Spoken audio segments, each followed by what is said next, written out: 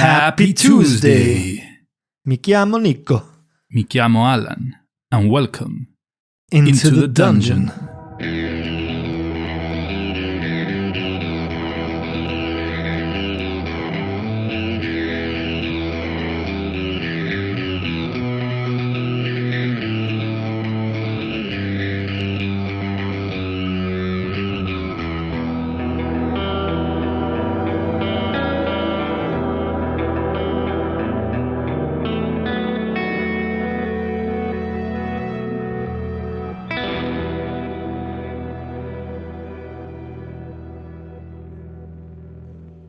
We find ourselves at the opening of this small cave, facing out towards this lighthouse, following what had been a tense battle with a flock of harpies, which saw Fenna fall off the cliff and Shrew pushed down the stairs. But our heroes emerged victorious before finding a rather unexpected friend, sentient talking crab, and that's what we're picking up this week, just as Shrew's Shrubberies are making the ascent through the causeway and up the rocky outcrop to this lighthouse. Shrew, Fabian, before we make the ascent, I'm not sure if you saw anything or if it was a figment of my imagination, but I thought I saw a figure looking down towards the beach when we were in the middle of the fight. Did either of you see anything? Not that I can recall, no. We are kind of inside the cave still. Yeah, you're just at the opening before heading out. From here, can I see the building of the lighthouse? Yeah, you can see it, but the sun is fast being engulfed by the Sea of Swords, and you can see that there's a storm brewing overhead. Clouds are thickening, starting to hear the distant rumble of thunder. Where was it exactly that you saw this figure, Fenna? Can you point it out to me? Up there. She starts pointing to the right side of the building. Do we see anyone there now? A silhouette, anything? Roll me a perception. With advantage, we'll say that. It's all three of you looking. Total of 15. You don't see anyone on the roof, but you do seem to catch a glimpse as you're scanning the top of this building. You seem to see what appears to be some sort of rod extending up to the sky on the far left. At this distance, it's a bit difficult for you to determine exactly what it is, but it does look odd and out of place to you. I have an idea what it might be. But that's me, not Shrew. Okay. Let's wait in this cave until the sun completely disappears, and then let's quietly move out and towards the lighthouse. In case that person, which I imagine is Moesko, is looking down on us, at least we have the dark of the night to be able to try and stealth. That sounds like a good idea. The cover of night will help us, hopefully, get there undetected. Although I imagine the noise of our battle has given warning of our arrival. Probably so. But when we arrive, that's a mystery. About 20 minutes or so pass. It's now pitch black, other than the pulsating green light coming from the beacon of this lighthouse. Through the sound of the wind, the crashing waves, the rumbling of thunder that's coming ever closer, you're conscious again of that thumping, rhythmic, almost heartbeat that pulses in sync with the blinking of the beacon. I think now's as good a time as any. It's pitch black, the sun's gone, and the storm that's gathering are blocking out the moon and stars. Yep, it's as good as time as any. Let's get going, quietly. Okay, I'm going to ask you to roll for stealth, blindly, for each of your party. Okay, here we go. First I'm gonna roll for Shrew. Actually, no, I'm gonna roll all of them at the same time. You know which dice are for who already. Okay, remember Shrew rolls with advantage due to his elven boots. Here we go. I've got +2 on dex. I'm going to ask you for your marching order as well. I'll be leading this, followed by Fenna and then Fabian. So you begin the ascent towards this tower. Shrew leading from the front, moving quietly, not a sound. Fabian holding up the rear, perhaps not as quietly as Shrew, but not enough to make any discernible noise with the sound of the waves and the rumbling of thunder. Fenna, however, still soaking from her little swim earlier. You're conscious that you're hearing the squelching of her boots, and she seems to be a little off as she's stepping on small stones which are making scraping sounds. But you're confident that with the background noise of everything that's going on around, you should be fine. You continue to make your way up. You're now 20 feet away from the door to this lighthouse. These double, heavy-set oaken doors, and you can't hear or see anyone or anything. Okay, we want to walk up to those doors, check it for traps first of all. Who's doing this then? We're going to have to roll for investigation. Shrew is taking the lead here. He's going to be investigating the door. That's a total of 10. So you're carefully inspecting this door. You don't seem to find any mechanisms that would suggest that it's trapped, but you do notice that it's encrusted with salt and covered in barnacles. Interesting. It says if these walls were at one point submerged. Did you find any traps? No. Seems safe enough. Yeah, let me see if it's locked. And I try and open it. The heavy-set doors slowly give way as you try the handle and push them quietly in. There. It's as if he didn't even fear us. They're just open. You see a band of adventurers fighting at your doorstep, but you leave your door unlocked, as if nothing had happened. Perhaps he thinks that the harpies finish us off. Well, he's gravely mistaken, and that is going to be his downfall, his overconfidence. I step into the room.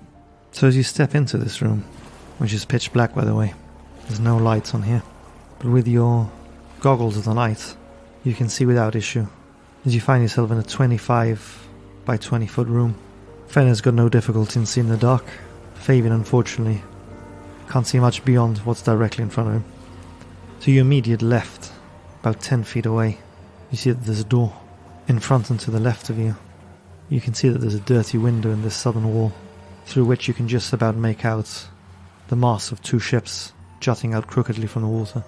And directly in front of you, opposite these double doors, you see that the wall curves as you identify this as part of the tower which leads up.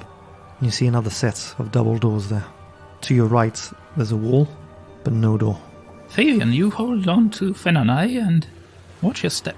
We'll be your eyes. There's no lighting here, but I don't feel comfortable lighting a torch just yet. There's a door right to our left here, and a window a bit further on. I see 2 masts there. I'm going to check the window. I'm going to try and get a better look at those ships.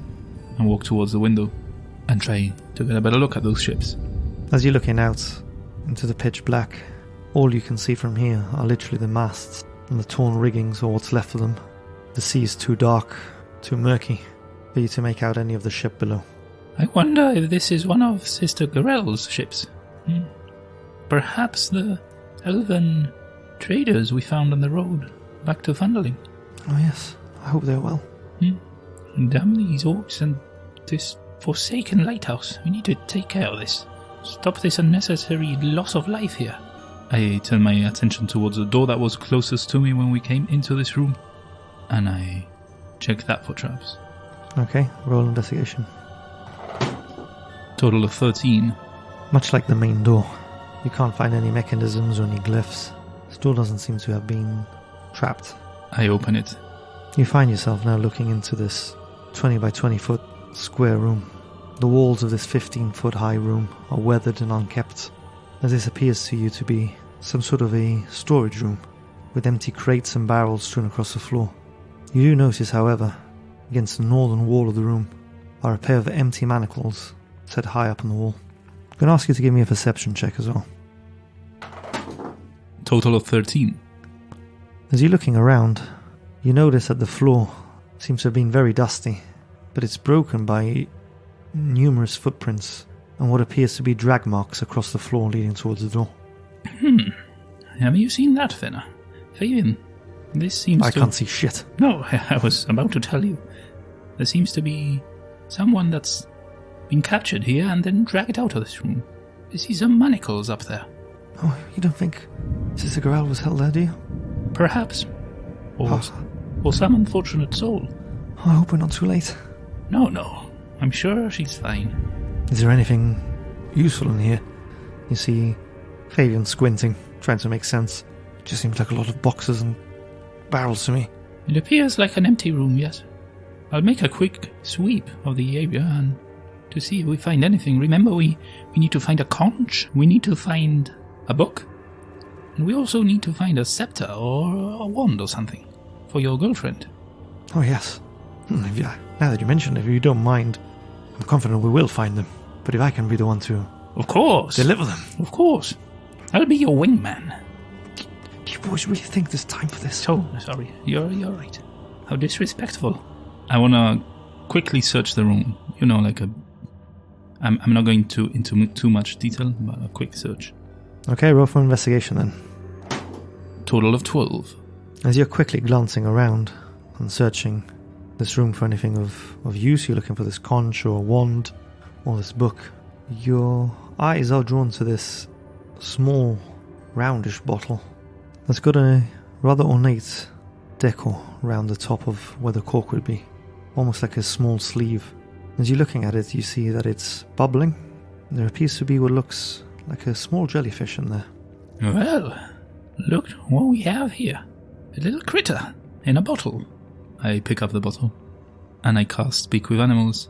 Before you burn that spell slot, the small jellyfish doesn't A, appear to be alive, and B, almost doesn't quite look like a real jellyfish. It looks almost magical, as if it's part of the liquid that's encased in this bottle. Oh, what a shame. I was going to ask it what happened here, but I got some answers. Well, this appears to be like a magical jellyfish. Well, it doesn't seem there's nothing else here. I'll put this bottle away and let's get going. Is there anything written on the bottle that I can see? No, there's just these nice, almost Celtic motifs on what appears to be a small sleeve on the neck of the bottle. Okay. So I leave this room we are currently in and go back to the main hall where I was before. And I want to check out that wall. Because from the outside it did appear though the building carried on to the right. Yeah. But there's no doors. You said there was only a wall. Not from this hall. Okay, so as I came in, there was only a wall. I want to check the wall though. Like I'm remembering when first I met Nobles and Dazzling, and in that tomb, or that shrine, there were like these switches on the walls. I want to be checking for something like that. Okay. Hidden walls. Okay, roll for investigation. Okay. 19. As you're looking at this wall, you don't see any switches, or as you're running your hand through the cold stone, you don't find any recessed or hidden buttons. You start knocking on the wall. You can definitely hear that there's a room on the other side of this, but there's no door, no mechanism. You can't see any magical glyphs, but you're convinced that it does go, or that the building does extend beyond this wall, and you can hear the echo of a room behind it. Okay, I've been checking that wall all the way up to the doors that were in front of me as I came in, and now I want to go through those doors. Okay, so you find yourself here, at the foot of a spiral staircase, with an ornate stone railing, climbing up the inside wall of this round stone tower. To your immediate right, you do see a door there, which would lead in the direction beyond that wall that you were just investigating. You notice that this spiral stairway ascends in an anti-clockwise manner. So as you're looking at it, you would have to go to the right, which is where this door is, and the stairs begin there, just next to that door, and start winding upwards in an anti-clockwise manner. Alright, we want to walk up to those stairs, but I want to go into the door on the right before I actually ascend them. Okay, so you walk up to this door. Are you opening the door? Let's check it for traps. Why not? That's a 7. Again, as you're searching this door, you don't find any mechanisms or any magical glyphs, anything to suggest to you that the door is trapped. Okay, I try to go through then. Okay, so you grab the doorknob, twist it to the left as you normally would to open a door. And as you do, you completely disappear from in front of Fabian and Fenna's sight. Shrew! Shrew! Do I hear them? Give me a perception check with disadvantage. 13. You can hear them very muffled. You feel as if the sound's coming from above you. You can't move, and you feel compressed and quite claustrophobic. It seems strange to you. Can I see anything? You see pitch black. Can I move? You can't feel like you can move. I'm in a bit of a shady situation, aren't I? What a time to roll poorly. Give me an investigation check with Fenna. With advantage. That's 2 3s on the advantage, so 6 total. Fenna's panicking here. She doesn't understand what's happened. Shrew's just disappeared into thin air. Faven doesn't understand magic or arcana in general. He doesn't understand either how you can just be there 1 second and not the next. There didn't appear to be anything mechanical going on. There was no noise. Give me an arcana check with advantage for Shrew. 18. As you're there, alone in the dark, confused, feeling claustrophobic, hearing these muffles of your friends, you start to think there wasn't anything mechanical that triggered this. There wasn't any sound. There wasn't any trapdoor. There wasn't anything really. You start to sense that this is magical. You start trying to figure out what this is. And you realize that the floor of this lighthouse and this room that you were in was of stone. And you remember this spell that you haven't used yet, at least not in your travels, in your adventures. But you know that there's a spell, transmutation one, known as meld into stone. You start to suspect that the door was triggered with this spell, and that you've somehow melded into the stone floor, as you recall that the voices, those muffled sounds of your companions, seem to be coming from above you. And you know that once you're melded with stone, no trace of your presence remains visible or otherwise detectable by non-magical senses, so you know that your friends would have no idea where you are. But you do know that you can exit the stone by the very same path you entered it. So, yeah, I exit. I exit through when I came in. So yeah, this would be above you. So you suddenly realise that you can sort of pop out through the top. And just as soon as you disappeared, you suddenly appear back in front of the door. Oh, Shrew! Where the hell did you go? It appeared that this door was indeed trapped by a spell. It's all good. It's good to know I'm not the only one that triggers traps. Yes, I did that on purpose, so that you didn't trigger it. Anyway, I can imagine that got triggered as I opened the door, but I can still continue into the door. The door hasn't opened. Oh, it hasn't opened. But as you're looking at it now, you realise that not only does the door handle swivel to the left, also swivels to the right. Yes. Cheap trick. Misguidance is what I think it is.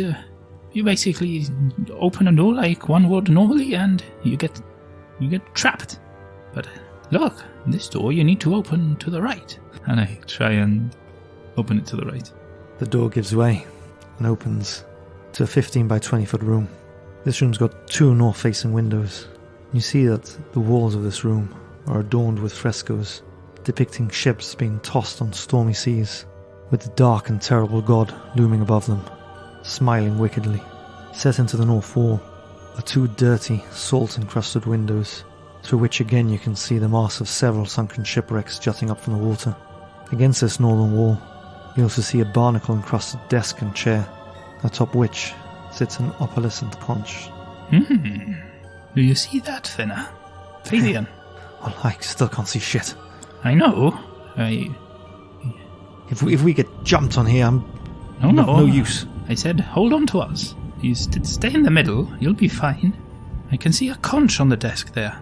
But what's with these barnacle-covered objects? It's like if they had been recovered from the depths of the ocean. Very, very strange. Very peculiar. Let's stick together. I'm not so confident that this is going to be that easy. Just step into a room and grab the conch? No. I'm sure there's something else around here.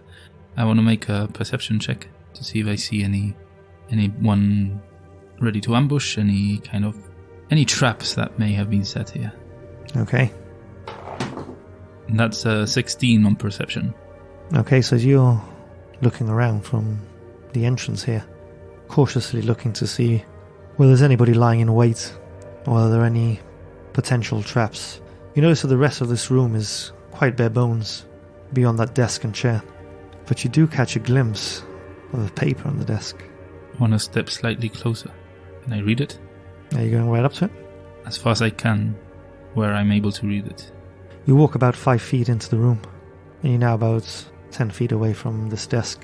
You can see that the paper seems to have a picture drawn on it. Oh, the woman? The ghost?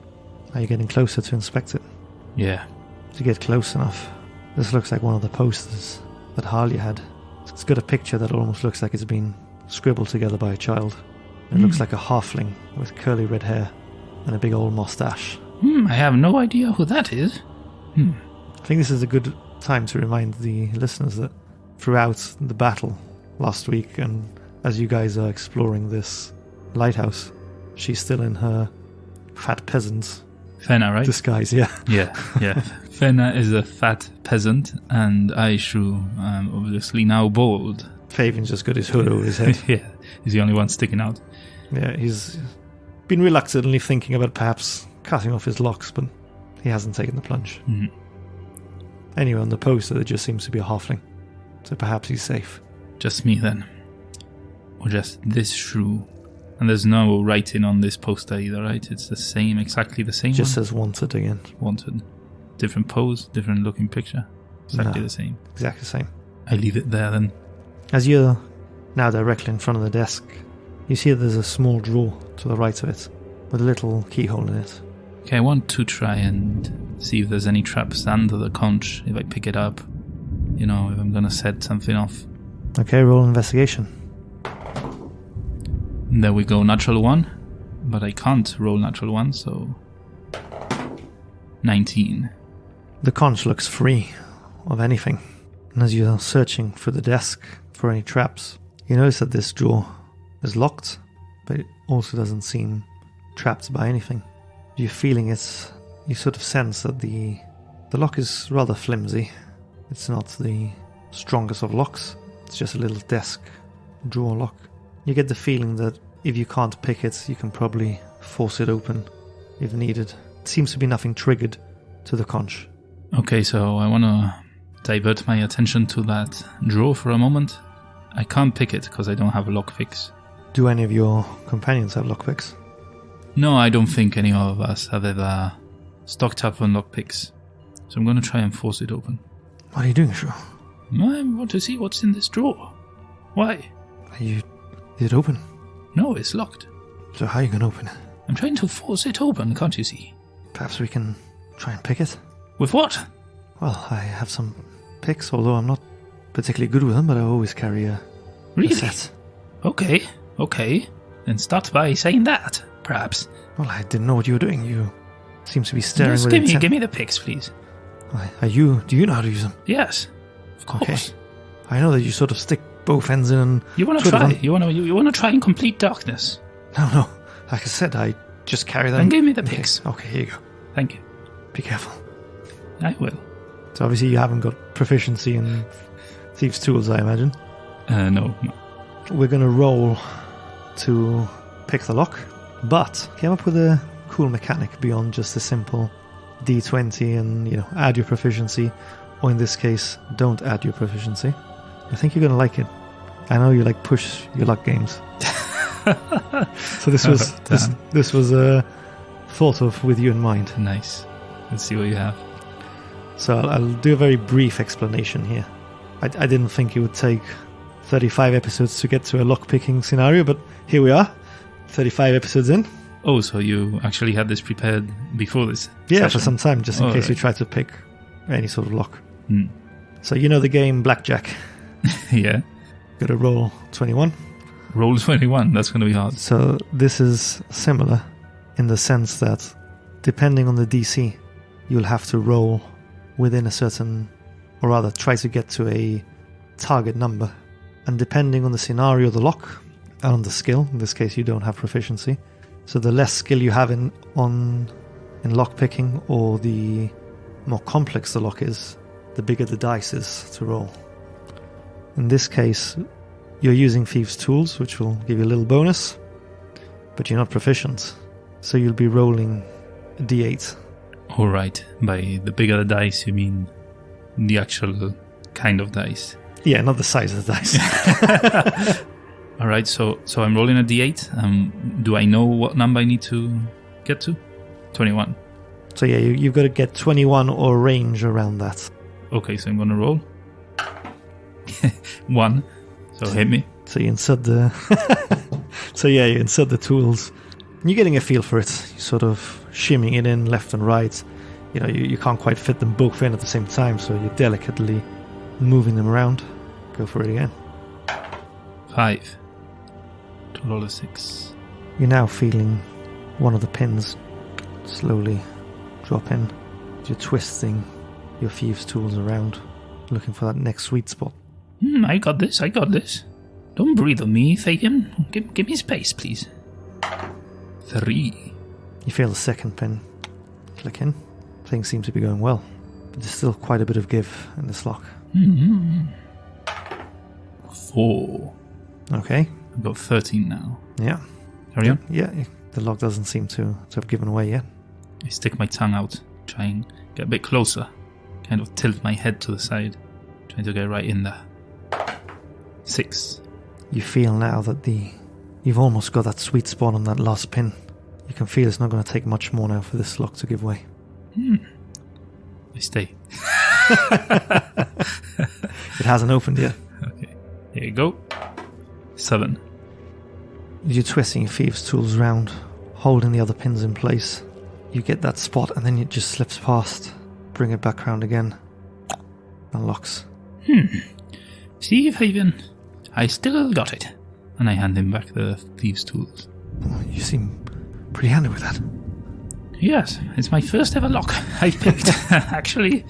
But yes, I like it. It's thrilling, yes. Okay, let's see what's in here. And I pull the drawer open.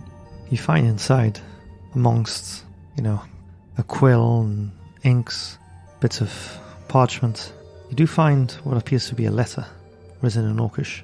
Oh, well, as we all know, I'm fluent in Orcish now, with my Orcish dictionary, so let me try and decipher this. Fluent is a stretch, by the way. Yeah, I know.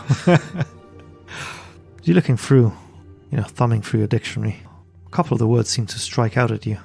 You've seen this before. As you're looking at it, you remember this map that you found in the manse. You pull it out, you look at it, and where the picture of a stone circle is, you do notice these words that match up. You're quickly thumbing through your dictionary.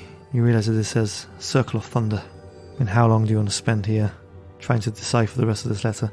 It's not a very long letter. It might take you about 20 minutes or so. You're looking word for word. You're not really fluent in Orcish. Yeah, no, I'm not going to take 20 minutes. Perhaps a few more, maybe a minute or two, and stash it in my pouch. I want to kind of get 2 letters from the start, the middle, and the end. Okay. So you spend a quick moment flicking through. You're looking for a couple of words at the beginning. You see that the first 2 words are, "Thank you, Moesko." You carry on looking for... You'd already deciphered the Circle of Thunder.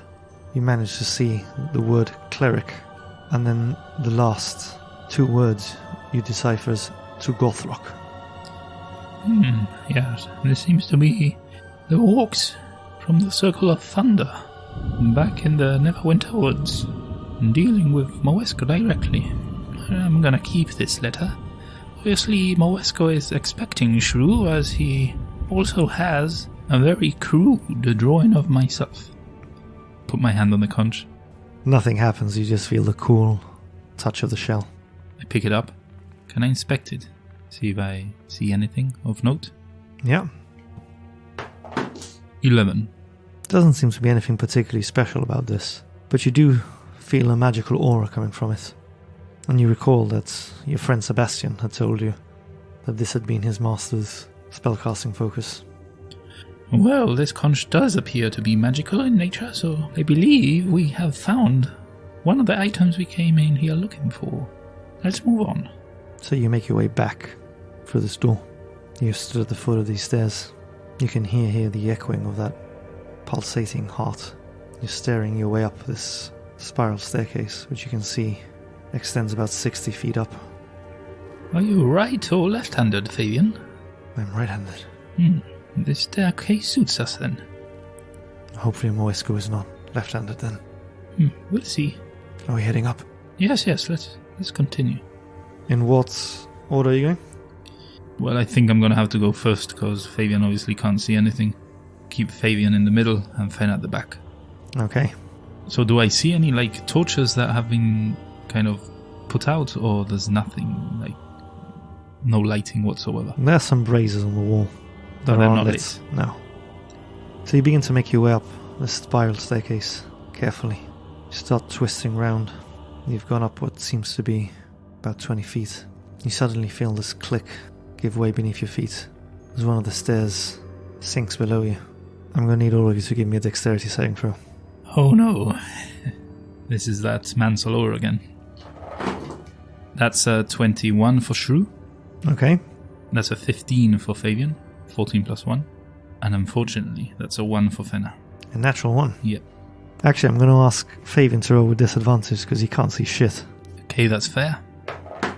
Well then, that's a natural 1 too. 2 natural ones in a row. Yep. So as you feel this click and the stair give way underneath you, you hear this scraping of stone, and suddenly the stairway turns before your eyes into this perfectly smooth slide. Shrew is quick enough to grab onto the banister on the side. Fen and Fabian have no idea what's coming at them, and suddenly their feet give way from underneath them. Hold on to... They fuck off! Shrew! You hear this thump, this noise echoing throughout this stairwell. They're tumbling head over heels, sliding down. And they each take 7 bludgeoning damage. Except Fenna doesn't, because she's immune to it. True. She gets winded at the bottom of the stairs. Shrew! This entire stairway is like this massive helter-skelter slide now. Perfectly smooth. This is now like difficult terrain. You're going to have to hold onto the side and pull yourselves up. Fabian's lying on a heap on the floor, holding his ribs, out of breath. He's taken 7 damage. Yes, I'm up here. Keep your voices down. I'm holding on to the banister. Well, I think any element of surprise we had, I think, is gone. Oh, what the hell happened there? I think you stepped on a trap, Fabian. Me? Yes, you were the first one to slide it down and then pushed Fenna down. Yes. Anyway, get up here as soon as you can. I'm holding on. Quite literally. Give me a roll for deception. Oh, yeah. Yeah, hook, line, and sinker. 19. Well, it's only because I can't fucking see. I told you it'd be trouble if I can't see. Now, don't beat yourself too much about it. It happens to the best of us. It'll be fine. Just pull yourself up. So you guys holding onto the side of the banister, start pulling yourselves up as your feet start slipping and sliding. You eventually make your way up 20 feet, 40 feet, and you now have this small landing. You can see that the stairwell continues to wind up, but you see this door to your right hand side, which has been left slightly ajar. Can I look for the gap? You can. You see that this is looking out onto the roof of that square part of the building, or rather that rectangular part of the building. Is where Fenna pointed out before that she saw the figure? It is. Hoo. And it is where you had seen that rod as well. Oh yeah, the rod. Let's go this way. Be careful. This is where we saw Moesko, or who we think was Moesko. Be very careful. Are you doing this stealthily? Well, if there's a point to it, but yeah, I'm gonna try and stealth out. So you slowly push this door open, trying to be as quiet as you can, but at the same time wary of the ruckus that has just occurred, knowing that any possibility of your approach having gone undetected has now surely alerted whoever's in here. As you step out onto this rooftop terrace, you see the tower looming above you, with a green beacon pulsating out over the dark seas, the rumbling of thunder getting louder and louder. You're looking over towards the cliffs where you'd fought the harpies. To your immediate left, you see that the terrace extends about 20 feet from where you are. Towards the right, you see a large, imposing structure, standing several feet tall and about 10 feet wide. As you're focusing your eyes on it with your goggles of the night, it appears to you to have been carved out of rough-hewn stone. It's about 35 feet away from you. You can see that there's a metal rod descending from several feet in the air down into this stone, splitting into two. As the storm clouds continue to rumble in the sky above you, you see the occasional streak of lightning splitting the sky, each one getting closer to this rod. What are Shrubberies doing? Or should I say Bernie's bonsais? Is the metal rod beyond our reach? Is it very high up? No, it's embedded into the stone. But if we walk up to it, would we be able to reach to it? Yeah, it's embedded into the stone and reaching up several feet into the sky. Alright, we want to walk up to that structure there with the metal rod. So similar to what we did in the Dragon's Barrow, where we got a piece of rope and flung it across the rock and then pulled it down. I want to do the same with this rod. I want to pull it down. Okay, before you do that though, you're now close enough to see that this stone slab is encrusted in salt, seaweed and barnacles as well. You're now close enough to see this appears to be an altar decorated with rough carvings depicting lightning bolts, thunderclouds and crashing waves. Your gaze is then drawn to the center of this altar, where you see a depression in the stone which appears to be designed to hold offerings, but lying there in the middle you notice that sits a circular iron shield with an outer brass band and an intricate engraving of what appears to you to be some sort of tree. As you study this altar, you start to hear and feel now the falling of rain, light at first, slowly getting heavier. The clouds start to rumble and thunder erupts, now turns to a downpour. Yeah, I want to proceed to pull that shit down. Give me a religion check with advantage. 11. The carvings on the stone altar you recognize without a doubt are the markings of Talos. And this strange, almost tree, you realize now is not a tree, but what looks like a four-leaf clover. You recognize having seen this symbol on the Shrine of Luck in Phandalin. You throw your rope up onto this rod. It's not too difficult for you to hoop the rope round. I'm going to ask you to roll me a d20. Just true. Yeah, just a straight up d20. 13. Okay. You see that the lightning bolts are getting closer and closer to this rod. You've managed to get your rope around this rod. I assume you want to start pulling. Yeah, we want to bring it down. What's Shrew's passive perception, please? 13. Okay, so as Shrubberies are pulling at this metal rod, how are you guys set up whilst you're pulling this? Is Shrew set at the front? Yeah, Shrew at the front, Fabian in the middle, Fen at the back. So all three of you are pulling now this rope. Yeah, like a tug of war. As you start pulling at it, through the rockets of the thunder, and the lightning, and the crashing waves, unhandle that sacred altar! I'm going to need Fenna to give me a dexterity saving throw. Looky here. That's a total of 7. She does not make it. I don't think. Safe to say she does not make it. So you hear this crackle of magic behind you, and you suddenly hear Fenna. And she takes 24 lightning damage. Harsh. Fenna is almost down. I'm going to need everybody to roll for initiative. Okay, Shrew first. Total of 16. Fenna 11. And Fabian 3. As you look round behind you, you see this towering figure standing at over 6 feet tall, weighing well over 200 pounds. You can see he's got broad shoulders and a muscular frame which betray his orcish heritage. Yet from what you can see, his skin and face seem pale, almost as if the life has been drained away from him. You can see that his skin is rough and weathered, as though he's spent many years exposed to the elements, and almost as if it were decomposing. His hair a wild and unruly mass of thick, dark curls that seem to have a life of their own, dancing freely in the storm's wind. You can see, at this distance even, that his eyes seem to glow within a fire, almost sparks. He's wearing this heavy cloak, and around his neck you can see a pendant made of silver, the shape of a lightning bolt. On his arms you also see these claw-like appendages, these weapons that you've seen the other half-orcs wear. But this one looks a little different. He seems to be wearing armor. Give me a quick nature check. 9. 9? At this distance you can't quite tell what this armor is, but it looks strange to you. It almost looks like it's got these circles on them. Almost look like suction cups. You see him stepping almost as if he's come out from the very stone wall beside the doors of this tower. You see him gesticulating with his hands, and as he is and chanting these incantations, you hear him chuckle.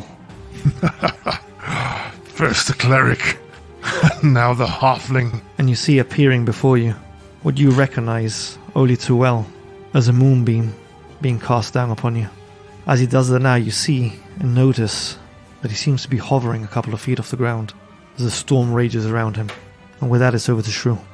We need you to make a constitution saving throw Okay. as you're starting your turn in the moonlight. 13. And I'm going to need you to roll that actually with disadvantage. 13. You save. That's 11 damage, halved to 5. I receive the damage, yeah? Yeah. Alright, I move out of that shitty moonbeam, and I want to cast Hold Person on Mo.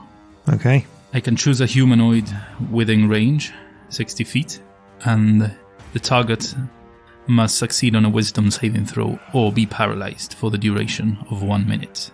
At the end of each of its turns, it can make another wisdom saving throw, and on a success, the spell ends. Okay. Here we go. Ooh. That's a natural 17 plus 2. Yeah, saves. Does it do anything on a save or just... No. Okay. Shrew doing anything with his bonus action? Is he moving? Is there space behind the altar? Yeah, there's 5 feet behind the altar. I'm hiding behind the altar. Okay. Thought we were going to bear it up. Strange not to see Shrew turning into a bear. Yeah, not quite yet. If Shrew's not doing anything else, then it's over to Fenna, who's sort of propping herself up with one hand as she's almost down on both knees. She took a big hit. Fenna is going to drink the potion of greater healing she's holding. Okay, is she using that as her action to take the full benefits, or is she rolling for it as a bonus? As her action. Okay, so as she's using her action, as we said in the last fight, if you use your bonus, you'll roll for it. But if you take your full action to drink it carefully, we're doing full benefits. So Fenna regains 20 hit points. Nice, not bad. She's almost negated the full damage she took. And she will do as Shrew did, hide behind the altar. It's over to Fabian. Can Fabian see because of the light of the lightning and, the outside here where we have the green light of the lighthouse? Yeah, I'd say he can see enough to fight. Is there space for Fabian to hide as well? Not quite. He can peek behind. Just to be clear, your guys are crouching down behind this. Behind the tower. altar, yeah. Fabian could just about, perhaps, hide a little bit on the side, but he won't get any benefits of partial cover. Okay, Fabian is moving there anyway, readying his shield and his sword. What's his trigger? If Moesko walks up to us within hitting range, he wants to try and strike him. So it's over to Moesko. You see the moonbeam in front of you dissipate, and in its place appears this ethereal, spirit-like boar atop the altar. So this spectral boar focuses its eyes on these 3 creatures in front of it before settling on Fenna in the middle. And is going to take an attack at her. Alright, Fabian is going to use his defender reaction, and as Fenna is 5 feet away from him, he's going to make the boar roll with disadvantage to hit. Oh, with disadvantage is a total of 13, which just makes Fenna's AC even with her cloak. So Fenna takes a total of 5 piercing magical damage. With that, it's over to Shrew.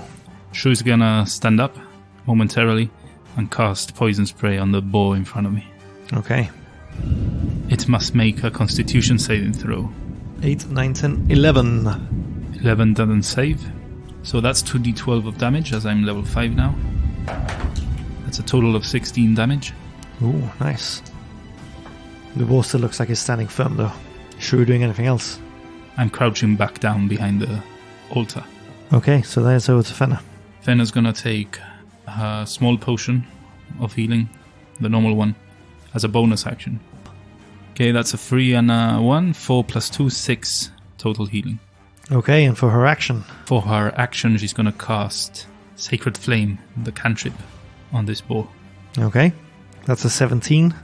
And I'm going to retire Little Reddy there. Going to move over to Little Bluey. Yeah, saves. Is Fenna doing anything else? Crouching behind the altar. Fabian. Fabian is gonna strike with his sword at the boar. 17 to hit. Yeah, that hits. 12 damage total. The boar starts to flicker in and out of existence, and just as it appears to be gone, it flickers back ever so faintly. Is Fabian doing anything else? Fabian is staying there. So it's over to Moesko. You see him outstretching his hand, pointing at Fabian, the only one he can see, as Shrew and Fenna are hiding behind this altar. I'm going to need Fabian to take a dexterity saving throw. Total of 6. That's a total of 16 damage to Fabian, as this lightning bolt strikes him in the centre of the chest. We see Moesko there, laughing as he hovers about 10 feet off the ground, his hair dancing in the wind. It's now over to this boar. It carries on concentrated on Fenna. So 14 plus 4, which hits. Fenna takes 6 piercing damage. And back to 9. Okay. As Fenna takes that hit, you see this crackle of lightning break through the sky, striking the altar. And you see almost like this magical current running down the rod and into the stone. It's over to Shrew. I want to use my bonus action to turn into Bear Shrew. And bite at the boar. Total of 10. Does not hit. I'm going to follow up with my claws. 23. That definitely hits. That's a total of 13. Having missed with your bite, you follow up with your claws. You feel them make contact, and then suddenly this creature disappears from in front of you. Okay, I'm going to use my movement to charge at Moesko. Is Shrew doing anything else? No, I can't right now. I'm just staying there. Okay, then it's over to Fenna. Fenna's going to cast Cure Wounds on Fabian. Okay, so that's 1d8 plus 3. 7 total healing. Fabian's back to having taken 9 points of damage. Okay. Is Fenna doing anything else? She's going to move slightly to the right where Shrew was before. So to her left, yeah? Yeah. Okay. And leave a little room for Fabian. Okay, so over to Fabian then. Okay, Fabian wants to run towards the rope that we dropped, grab it, and go back behind the altar beside Fenna and try to pull the rod down from there. Okay, give me a strength check then. Athletics. That's a total of 22. So yeah, he starts pulling down on this. He starts feeling that it gives way and starts bending down towards him. It's at about a 30-degree angle at the moment. Okay. Is Fabian doing anything else?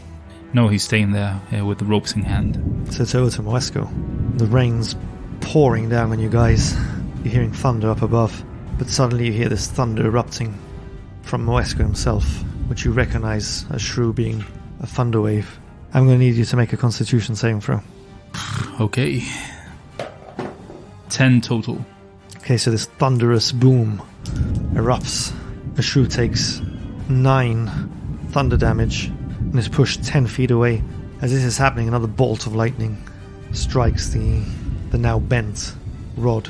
And with that, it's actually over to Shrew now. Okay, from where I am, do I have my kind of directions right? Like, where's the sea? Where I saw those shipwrecks, is that below us, directly below us? I mean, it depends which direction you're looking in. Directly in front of you, there will be a cliff that goes down, eventually reaching the sea. And then behind the altar as well. Actually, behind the altar, you would have peeked over. You would have seen that you were directly above the harpy's nest. Okay, I want to go up to Mo and try and grapple him.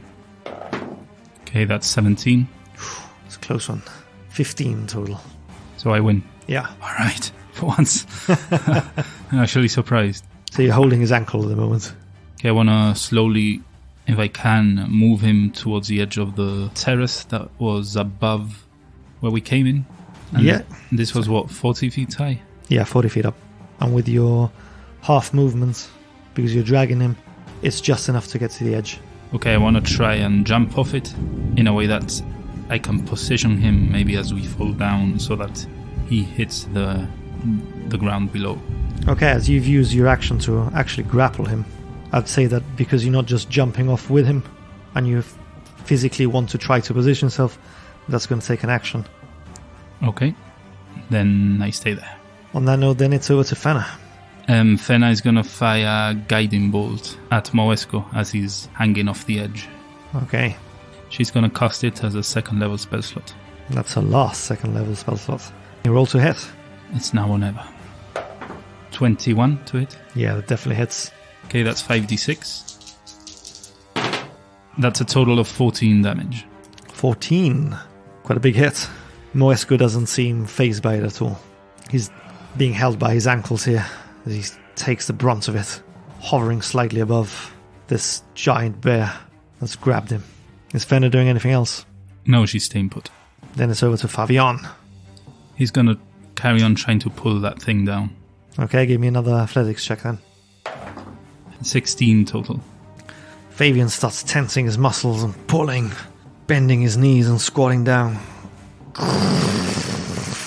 The rod starts to give way again. It's now at 90 degrees. Looks like one big pull more, it'll snap off. Is Fabian doing anything else? No, he's staying there. Then it's over to Moesko. He's looking down at this bear, grabbing him by the ankles. He points his finger at him again. You see this crackling energy coming out of it. So yeah, I need Shrew to give me a dexterity saving throw. That's a total of 14. 14, you say, just fails. Damn. That's a total of 22 damage on Shrew, Bear Shrew. Oof. Okay. And again, as this crackle of energy goes through Shrew, another bolt of lightning hits the now almost destroyed rod that's at 90 degrees. You see this energy again being drawn into the stone altar. So it's a Shrew. I'm gonna try and jump off, as I mentioned before, in a way that Moesko takes a brunt of the fall. Okay, I'm going to ask you for a wrestle check. So yeah, give me an athletics check with advantage because of your brute size. Total of 8. What a time for little Bluey to roll that one. Double damage. So yeah, as you throw yourself off, grabbing Moesko by the ankles, he seems shocked at what's just happened. As you position yourself for Moesko to slam into the ground as you land beside him. So Moesko will take 4d6 bludgeoning damage as you guys fall down. Shrew, as you know at this point, is immune to bludgeoning damage. That's a total of 9 damage to Moesko. The fuck are you doing, Shrew? Shrew! Is Bear Shrew doing anything else? Yeah, I want to use my ability from Combat Wild Shape, where I can use a spell slot to regain a 1d8 hit points per level of the spell slot. I'm going to use a level 1 spell slot, so that's 1d8 for healing. Okay. 4. I want to keep dragging him down the cliffside or the causeway where we've landed. Okay. Towards the water. So that takes you to about 20 feet away from the water. Okay. That's my turn there. Okay, so then it's over to Fenna. Fenna is going to get out from behind the shrine and look over the edge of the terrace where we just jumped down. Okay. Does she see us? Yeah, she does. She's gonna cast Guiding Bolt as a level 1 spell slot. Try and hit Moesko. 20 to hit. Yeah, that hits. That's a total of 12 damage. Okay.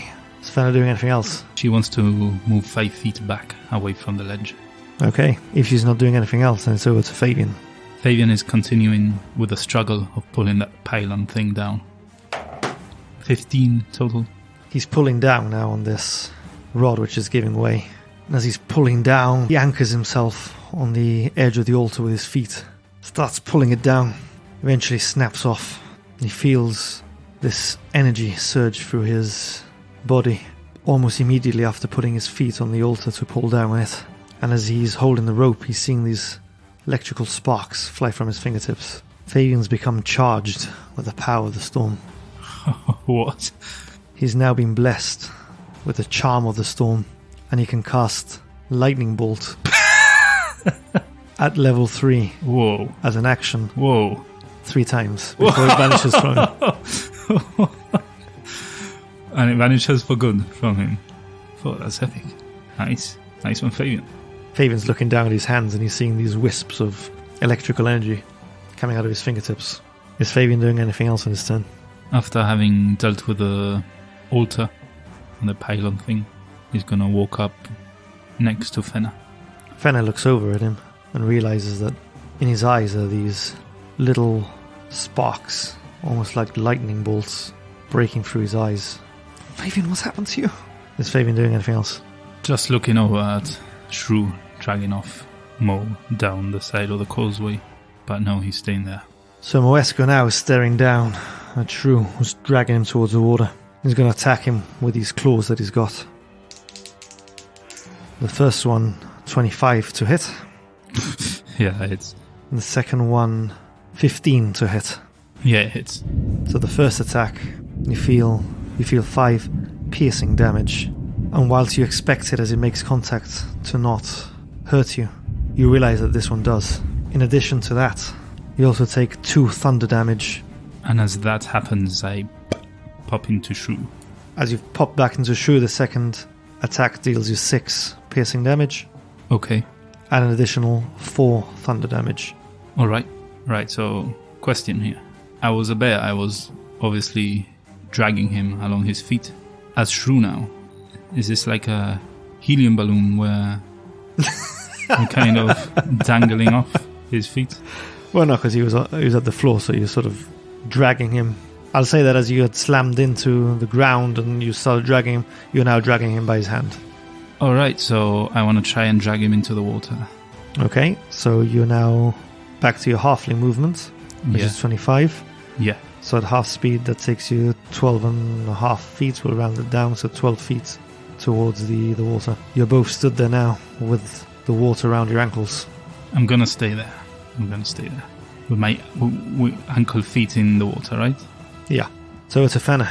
Fenna is gonna run up to the edge and jump down as well, knowing that last time she fell from high, she didn't take any damage either. Okay, so yeah, she leaps down. Fenna, what are you doing? Oh! Boom. She lands on her feet. She's gonna continue her movement towards the edge of the causeway before it slopes down towards where Shrew went. Okay. And from there, she's gonna try and cast Guiding Bolt again as a level 1 to try and hit Mo. Okay. 24? That misses. Really? Of course it hits. That's another 4d6. That's a total of 18 damage. Okay, so he takes that damage and he turns his head over to look at Fenna, grimacing as he does. Oh, it's a Fabian. Fabian confused with his newfound powers and even more confused by why everyone is jumping down the side of the building. He's gonna try and lift a finger and aim it at Moesko from where he is. Like a finger gun. Yeah. Does he get a feel for it? Does he think he can reach? Yeah, he can definitely reach. Then he goes for it. Sort of aiming there, his eye, one eye closed, tongue hanging out. I'll say he can just about work out where Moesko is, bearing in mind that there's a heavy downpour of rain and there's no natural light. The beacon of the lighthouse is obviously blinking out towards sea, which is in the complete opposite direction from where you guys are. So yeah, he saves, but that still means he takes half damage. Which is how much? 8d6. Okay, so I can roll for it for once, yeah? I'm gonna roll them all at once. The 8. That's 3 ones for now, so 3. And 3 is 6, and 6 is 12. It's a total of 23 damage. Not too shabby, Fabian. Halved, obviously. Oh, I'd forgotten about that. So 23 halved is then 11. Moesko's looking a little winded now. Good. So with that, it would be over to Moesko. You hear this ruckus coming from the skies above. And you see these 2 harpies sort of observing, perhaps waiting to see what happens and whether they can scavenge a meal. Damn harpies. They're gonna come back to bite us in the arse. So with that, it's over to Moesko. So as you're dragging and wrestling with Moesko, now in the water with your ankles in it, you're getting a good glimpse of him up close. You notice that the armor that he's wearing is in fact made of octopus hide. And you catch a glimpse under his armor. You see a huge cavity in the middle of his chest where his heart should be. And emanating from deep within this cavity, you hear this thunderous wave again. I'm going to need Shrew to give me a Constitution saving throw. Total of 20. Oh, that saves. Good. Half damage. and I'm not pushed back. Okay, so Shrew takes 8 thunder damage. Okay. Okay, that's the end of Moesko's turn. Okay, as my movement, I want to drag him further into the water. You're able to go another 12 feet into the water. So how far does the water reach us about around this point? I'll say on Shrew it's almost up to his neck now. Moesko is like up to his bottom of his chest. Alright. I want, with my bonus action, turn into a hunter shark. Okay, so yeah, you've turned into a new creature now. Does this hunter shark also have a red mustache? Yeah, of course. I'm imagining, I don't know if our viewers will remember, I'm probably showing our age here now. Shark But you remember Sharky? Yeah, you knew where I was going. I think there was an episode where he has this fake mustache. Yeah, I vaguely remember that. Yeah, kind of like that. Awesome. So yeah, as you turn into a shark because you've got fins and no hands anymore, the grapple's gone. You're now thrashing about in the water. What's Shrew doing? What's Shark Shrew doing? I'm going to try and grapple him with my mouth this time. See if I can catch him. 21. Yeah, 12. Shocked seeing this shark appear from where this small halfling was, as Shark Shrew thrashes, trying to grab Moesko with his mouth. Moesko manages to twist and turn in the water, dodging out of the way. Fenna is gonna use her last spell slot to try and hit with a guiding bolt again. Okay, roll to hit. She hits again with a 22 Nice. for a total of 16 damage. Moesko looks seriously hurt now. His breathing's getting heavier and heavier. He looks in a pretty rough shape. Is Fenna doing anything else? Can she get out of line of sight from Moesko? She can go around the building, or she can actually go in through the front door.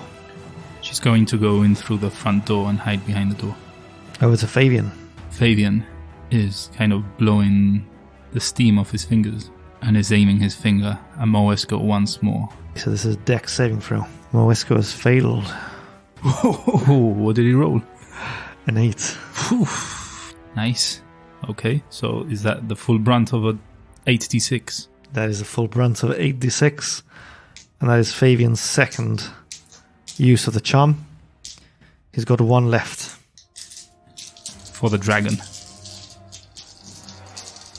Now I know how you feel. Bit of your own medicine. How does that feel? Feels great. How do you see this? How does 8d6 on one hand feel? Feels amazing. That's a total of 28 damage. Ouch. Payback, bitch. Okay, so Fabian's squinting for the heavy rain. His hood completely soaked, as is his hair at this point. He's sort of with one hand brushing the wet hair from his forehead and from his eyes. He's got his fingers in a gun-like stance again. He's trying to locate Moesko. Seeing this thrashing shark there now. And with each pulse of the green beacon, he sort of catches a little glimpse of him. He's concentrating, getting the timing right. And this crackle of electrical energy shoots out from his finger, breaking across the dark sky, striking Moesko square in the forehead. As Shrew sees his skull almost, like the cartoons, as it's flickering. Almost magnified by the fact he's in the water now. And his head explodes. And his body starts sinking down to the bottom of the ocean. That's the end of the battle. Can I, as a shark, quickly grab the body so that it doesn't float away or anything? Yeah. Spit it onto the rocks. And I'm gonna change back into Shrew. Okay. Fabian, Fenna, you guys okay? Yes, I've got the strange power coming out of my fingertips. I'm like you now. I have magic. Wow, was that you then? The one with all those lightning bolts? Yes. I don't know if I perhaps I was given the powers by breaking that pole. You managed to break it then. Good job. Snapped it clean off. Wait there. I'm gonna check Moesko's body for anything, and I'll be right up. Have you seen Fenna? Is she with you? I saw Fenna dart back inside into the building. Good. She must be safe then. I quickly want to search Moesko's body. Yeah, the only thing you find on him of any note is that silver pendant of a lightning bolt. as I find a greater potion of healing. Okay, so I take the pendant as well, and I wear it. And you also find a key. To the drawer. Perhaps, perhaps not. Okay, I keep the key. I wear the chain to add to my collection. And I dump Moesko's body into the water so that the sharks can have some dinner. Okay. What are Shrubberies doing? So on my way up, I want to meet with Fabian again. On my way up, I want to test the key on the drawer just quickly to see if the key indeed belongs to the drawer. It does not. It's a bigger key. Okay, so I carry on up, pull myself across the balustrade, where the stairs are turned into a slide. I imagine I found Fen on the way, Yeah. so we both go together. So it's a bit harder for you now that you're soaking wet between the rain and the swim you've been for. But you manage to pull yourself up eventually. You're now at the roof with Fabian. Fabian, did you get to check the shield that was on that altar? No, I... otherwise occupied. Yes. I walk up to the altar. I want to pick up the shield. Okay. Do I detect any magic on it? No. Okay, I just want to hang on to it. Perhaps we should rest inside for a bit, lick our wounds, and continue up. Do we still hear the thumping of the heart? Yes, you do. And the green beacon's still lit. It's slightly worrying that this heartbeat is still going. And I did notice that Moesko didn't have a heart himself. There seems to be some connection there. Perhaps the beating heart was once Moesko's. And this is what perhaps is powering this unnatural lighthouse. Anyway, let's make a quick rest. And let's go. Keep going up. Let's get to the bottom of this. So are we resting first, or are we going up to see what this beacon is? Let's just rest first. I don't think we can take another fight right now. Quick rest. So you guys are taking a short rest, Yes. I assume inside, Inside. sheltered away from The elements, yeah. the elements, yeah? And I like to roll some hit dice as well, if I'm able to. Yeah, you can. So yeah, roll for your hit die. Just to remind you, Fenna and Fabian currently have taken 9 hit points each of damage. Yeah, as we have full hit dice now after all these nights rest, I'd say that they could roll 1 as well. Okay, are you going to roll for them? Yeah, okay. Okay, so 1 on my first one, plus 2 constitution. A 3 plus 2, so 5. That's 2 hit dice out of my 5. I'm going to use a third one. That's a 2 plus 2, 4. I'm going to use my 4th hit dice. That's better, 7 plus 2, 9. And I'm going to leave it there. I'm going to keep 1 just in case. Okay, for Fen, I'm going to roll once. That's a 7. Yeah, so Fenna's back to full health. And for Fabian, that's a d8 as well. It's another 7 plus his constitution. Yeah, Fabian's back to full health as well. Good. I also recover my wild shapes Nice. after the short rest. And Fabian, I think he recovers his second wind Yeah. and all that. We are ready to get going again after having dried off a bit and rested. So are you staying beyond the full hour that's needed as a minimum for a short rest? No. As quick as we can, we get up and leave towards the top again. And during this rest, are you trying to decipher the rest of that letter? Yeah, if I'm able to, whilst I'm resting, yeah. So whilst you're licking your wounds, drying yourself a bit off from the drenching that you've got between the actual rain and the swim you went for with Moesko, you're going through your dictionary and this letter that you found. You're concentrating, almost put into a trance by the thumping of this heartbeat-like noise that you've been hearing. And you're able to decipher word for word as you start cross-referencing the words that you're seeing in your Oxford Common Dictionary. You know that this is a letter from a so-called priestess Ferelai Stormsworn, and that it's thanking Moesko for his great work and telling him that Talos must surely be pleased with the gifts he has given him. She also says that she's heard of this cleric that's been captured, and that she's to be taken to the Circle of Thunder, where she will serve as a great offering to Gorthrok. And that's all the letter says. As you hear in the rain continue to fall down on the roof above you, the howling of the wind, the sounds of the thunder seem to be easing off, and that's where we're going to call it a session.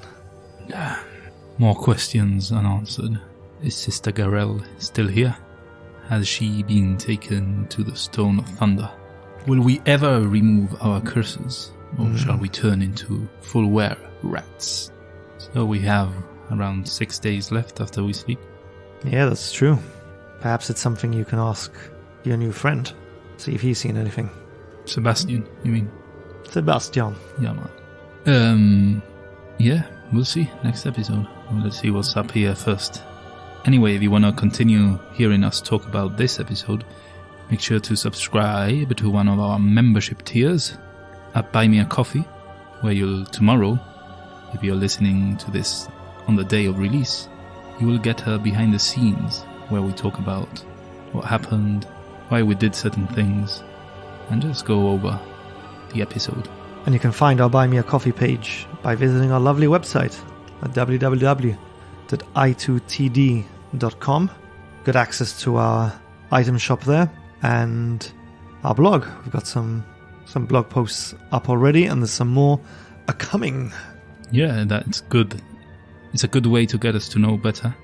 There'll be some blogs about us, some blogs about the games we play, bit of everything, so make sure to check it out. Also, very, very important, if you can't donate or you can't be a member, not to worry. You can also help us by leaving a review and a comment in your podcast player of choice. That helps us tremendously, and we are very grateful for it, so thank you. So today we've got a promo from our new friends at Dice of Thunder. Going to roll their ad now. Give them a listen, give them a follow, and visit their links on the description in this episode. Hey, fellow podcast listener. I'm Scott Hoffman, and you're listening to the trailer for the Dice of Thunder podcast. Our show is an actual play podcast where I, along with my fellow cast members, play Pathfinder, the tabletop role-playing game published by Paizo Inc. The setting of our game is the fantasy world of Galarian, where we use a combination of officially published Pathfinder content and our own, often improvised, homebrew elements. We have horrible monsters. Oh, look at it. It's a rust ooze. A rust ooze? Delightful NPCs. What's his name again? Gomak. Gomak. G-O-M-A-K. Colorful villains. I, Dewey Daystar, will see an end to your toxic ways. And even mushroom worship? And they start going, Guys,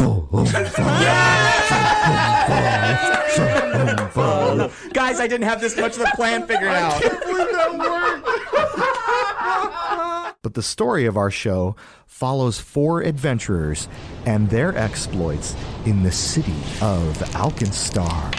Our cast is made up of experienced role players and folks who are new to the game, so there's something for everyone to relate to. Also, our show is geared towards listeners of all ages and backgrounds, because we want you to feel comfortable sharing us with your friends and your family. Our goal for this podcast is to provide an entertaining story for you to add as part of your weekly routine. We release a new episode every Monday, so it's easy to slot us into your week. Additionally, our podcast follows a narrative format and is very bingeable. If you're listening for the first time, we recommend you start with episode 1 to follow the story of all our amazing characters as they grow and change. We've made this show fully for your entertainment. We want you to feel like you're in the room with us. We want you to laugh with us, to cry with us, to feel joy and anger as you experience the storytelling that goes hand in hand with playing Pathfinder. Now, all of our episodes are recorded in our podcast studio where we mix in music, sound effects, and story elements to immerse you in the role-playing game experience with us. Now I'm all hyped up. Go follow us on Twitter and Instagram at Dice of Thunder and start listening today. Welcome to the show, Thunder Buddy. Enjoy. Yeah, so check them out, like Nick said before. Thunder Buddies. I like the ring. I like the ring of that. Thunder Buddies. Yeah. I mean, it's very appropriate after today's episode. I promise that was not done on purpose. No. So yeah, you'll find the links in the description. Last week we started, or rather last recording session, because we've been trying to catch up on our cushion. We started tweeting at the beginning of our recording sessions asking for questions, and we've got a question from Germs. Taky Germas brother. Yeah, but 1 second. I'd just like to say I'm a bit disappointed. Only 1 question. Come on, guys. You can do a bit better. Yeah, throw us some more questions. Yeah, or challenges like last week's. Yeah, I want some revenge. So yeah, Germs is asking, so Big Boy has been allowed out of his dice jail after this week's episode? Yeah, he has. Well, I think it was a very short stay at the dice jail. I think I moved him in there for some reason, but then I took him out. I mean, it's Big Boy. He doesn't deserve the dice jail. He can roll bad all year long. He's Big Boy. Alrighty then, and that takes us on to the end of the episode club, the last one standing. You know what to do. We're going to give you a password, and we're going to know which one of you have the highest constitution to get through all of this. Al and I are certainly sleep drunk at this point. Yeah, it's yeah, another all-nighter. Yeah, it's getting late. 2 a.m. late. So yeah, use the password in your comments on Twitter or Discord. And today's password is Jawsome. That's going to be a hard one to use because it's not even a word, but... Well, awesome. It's a pun on awesome, so yeah, Jawsome. Jawsome. For obvious reasons today. Jaws. Although I wasn't able to bite. No. Jaws without a bite. Is it safe to get back in the water? Not anymore. With Mo stinking up the place. Shark bait. I'm totally lost. He's shark bait. Oh, he's shark bait. Okay, yeah. He's shark bait. Yeah, we're swining now. If you want to know what swining means, you got to become a biome. Yeah, basically this. Hope you enjoyed tonight's episode, and we hope to see you again next week as we delve into the dungeon.